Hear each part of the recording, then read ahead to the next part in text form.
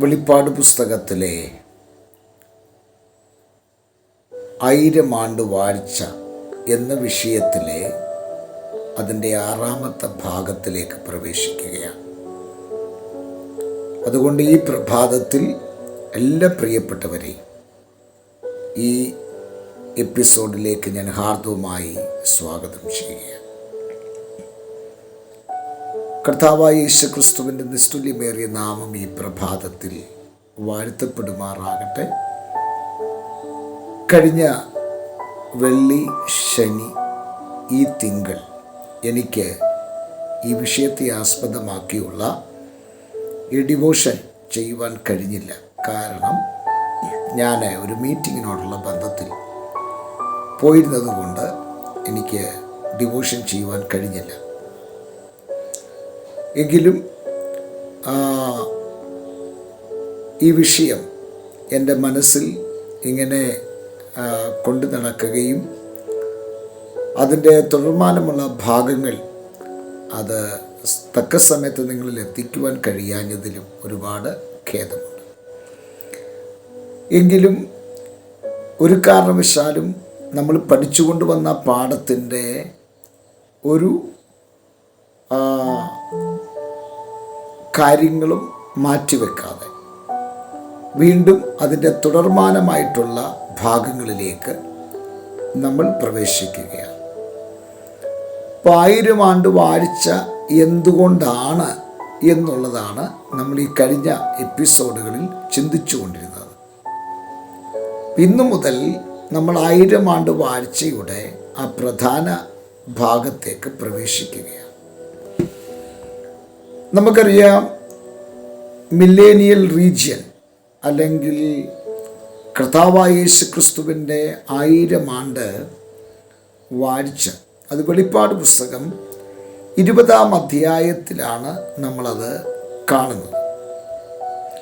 വെളിപ്പാട് പുസ്തകം 20-ാം അധ്യായത്തിൽ നാം അത് വായിച്ച് പഠിക്കുമ്പോൾ കർത്താവായ യേശുക്രിസ്തു വിശുദ്ധന്മാരോടുകൂടെ ഈ ഭൂമിയിൽ ആഗതനാകുന്ന ഒരു സംഭവ പരമ്പരയാണ് നമുക്കവിടെ കാണുവാൻ കഴിയുന്നത്.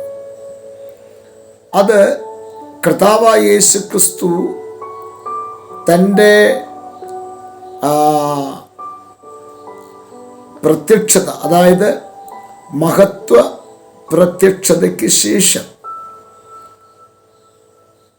യെരുശലേമിൽ തൻ്റെ പാദം ഊന്നുകയാണ്. യെരുശലേമിൽ കർത്താവായ യേശുക്രിസ്തു തൻ്റെ സഭയാം പരിവാരങ്ങളുമായി വന്ന് 1000 ആണ്ട് ഈ ഭൂമിയിൽ വസിക്കുന്ന ആ വാഴ്ച, ആ കാലഘട്ടത്തിൽ കേവലം ഈ ലോകത്തിലെ ഭരണകർത്താവ് എന്ന് പറയുന്നത് യേശുക്രിസ്തു മാത്രമായിരിക്കും. എന്നാൽ ഈ കാലഘട്ടം, ഈ 1000 ആണ്ട് വാഴ്ചയിൽ വിശുദ്ധന്മാരെ കൂടാതെ ദുഷ്ടന്മാരായ ജനങ്ങളും ഈ ലോകത്തിൽ ഉണ്ടാകും എന്ന് വേദപുസ്തകം നമ്മെ പഠിപ്പിക്കുന്നു. അത് എന്തുകൊണ്ടാണ് അങ്ങനെ സംഭവിക്കുന്നത് എന്ന് ചോദിച്ചാൽ, ഇവിടെ കർത്താവായ യേശുക്രിസ്തുവിൻ്റെ ഭരണത്തെ വളരെ ആധികാരികമായി പഠിപ്പിക്കുവാൻ വേണ്ടിയിട്ടാണ്. അല്ലെങ്കിൽ ഇങ്ങനെ ഒരു ഭരണം ഇവിടെ കാഴ്ചവെക്കുവാൻ സാധിക്കും എന്നതിൻ്റെ ഏറ്റവും വലിയ ഒരു തെളിവിനാണ് 1000 ആണ്ട് വാഴ്ചയ്ക്കായിട്ട് കർത്താവ് തൻ്റെ സിംഹാസനം വെക്കുന്നത്. ഈ 1000 ആണ്ട് വാഴ്ച കാലഘട്ടത്തിൽ സംഭവിക്കുന്ന 4 പ്രധാനപ്പെട്ട സംഭവങ്ങൾ ഈ പ്രഭാതത്തിൽ നിങ്ങളുമായി ഒന്ന് പങ്കുവെച്ച് പ്രാർത്ഥിപ്പാൻ ആഗ്രഹിക്കുകയാണ്. അതിൽ 4 പ്രധാനപ്പെട്ട കാര്യങ്ങളിൽ ഒന്നാമത്തത് യേശുക്രിസ്തു രാജാവായിരിക്കും എന്നുള്ളതാണ്. കാരണം നമുക്കറിയാം, 5 മതകോടതികൾ യേശുക്രിസ്തുവിനെ 6 പ്രാവശ്യം വിസ്തരിച്ചു. നീ യഹൂദന്മാരുടെ രാജാവോ എന്ന് ചോദിച്ചിട്ട് യഹൂദന്മാരുടെ രാജാവെന്ന് പറഞ്ഞ ക്രിസ്തുവിനെ പരിഹസിച്ച, നിന്ദിച്ച, അപമാനിച്ച രംഗങ്ങൾ നമുക്ക് സുവിശേഷ ഭാഗങ്ങളിൽ വായിക്കുവാൻ കഴിയും. മാത്രമല്ല, യേശുക്രിസ്തുവിൻ്റെ അങ്കി അവർ ചീട്ടിട്ടിട്ട് അത് പകർത്തെടുക്കുവാനിടയായി. അപ്പോൾ യേശുക്രിസ്തുവിൻ്റെ ശരീരത്തിൽ ഒരു രാജകീയ വസ്ത്രം കൊണ്ടുവന്ന് നിന്ദിച്ചുകൊണ്ട്, പരിഹസിച്ചുകൊണ്ട് ഇടുന്ന ഭാഗം നമുക്ക് കാണുവാൻ കഴിയും. ആ നിന്ദയുടെയും ആ അപമാനത്തിൻ്റെയും ഒക്കെ നടുവിൽ ക്രിസ്തു പഞ്ചപുച്ഛമടക്കി നിന്നത് ഈ ഒരു സന്ദർഭത്തിന് വേണ്ടിയിട്ടാണ്. എങ്ങനെയാണ് കർത്താവായ യേശു ക്രിസ്തു രാജത്വം ഏറ്റുകൊണ്ട് രാജാവായി വരുന്നത്? തൻ്റെ അങ്കി കീറി, തൻ്റെ ശരീരമെല്ലാം ഉഴുവുചാല് പോലെ കീറപ്പെട്ട്, മുൾക്കിരീട ധാരിയായി, തൻ്റെ മുഖത്തെ രോമങ്ങളെല്ലാം വലിച്ചു പറിക്കപ്പെട്ട്, തൻ്റെ ശരീരത്തിൽ പ്രഹരമേറ്റ്, താൻ ഒരു നിന്ദിതനായി, അപമാനിതനായി, തുപ്പലേൽക്കപ്പെട്ടവനായി,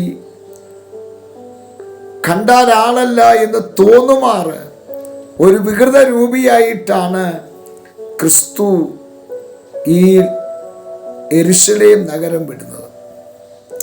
എന്നാൽ ആ യെരുശലേം നഗരത്തിൽ ഇനി കർത്താവ് രാജാതിരാജാവായിട്ട് വരികയാണ്. എങ്ങനെയാണ്? മാറത്ത് പൊൻകച്ച കെട്ടിയവനായി, കാല് ഉലയിൽ ചുട്ടുപഴിപ്പിച്ച് വെള്ളയോട്ടിന് സദൃശ്യമുള്ളവനായി, അഗ്നിജ്വാലയ്ക്കൊത്ത കണ്ണുള്ളവനായി, തലയും തലമുടിയും ഹിമം പോലെ വെളുത്ത, അങ്ങനെ ഒരു വിരൂപധാരിയായിട്ടല്ല, പിന്നെ തേജസ്സിൻ്റെ പ്രഭ മാരി ചുറ്റിയ തേജോമനനായ, ഉത്തമഗീത ഭാഷയിൽ പറഞ്ഞാൽ 10,000ങ്ങളിൽ സുന്ദരനായ ഒരു ക്രിസ്തു തൻ്റെ രാജ്യം ഈ ഭൂമിയിൽ സ്ഥാപിക്കുവാൻ എടുക്കുന്ന പ്രധാനപ്പെട്ട ഘടകമാണ് 1000 ആണ്ട് വാഴ്ച. ഇതിൻ്റെ ബാക്കിയുള്ള 3 പോയിന്റുകൾ നാളത്തെ പ്രഭാതത്തിൽ കേൾക്കാം. കർത്താവ് നമ്മളെല്ലാവരെയും അനുഗ്രഹിക്കുമാറാകട്ടെ. കണ്ണുകളെ അടയ്ക്കാൻ പ്രാർത്ഥിക്കാം. നല്ല ദൈവമേ, സ്വർഗസ്ഥ പിതാവേ, ജനത്തെ അനുഗ്രഹിച്ച് പ്രാർത്ഥിക്കുന്നു, വലിയ അനുഗ്രഹമാക്കി തീർക്കണം. യേശു ക്രിസ്തുവിൻ നാമത്തിൽ തന്നെ ആമേൻ. എല്ലാവർക്കും നല്ലൊരു പ്രഭാതം നേരുന്നു. ക്രിസ്തുവിൽ നിങ്ങളുടെ പ്രിയ സഹോദരൻ പാസ്റ്റർ ജോസാം.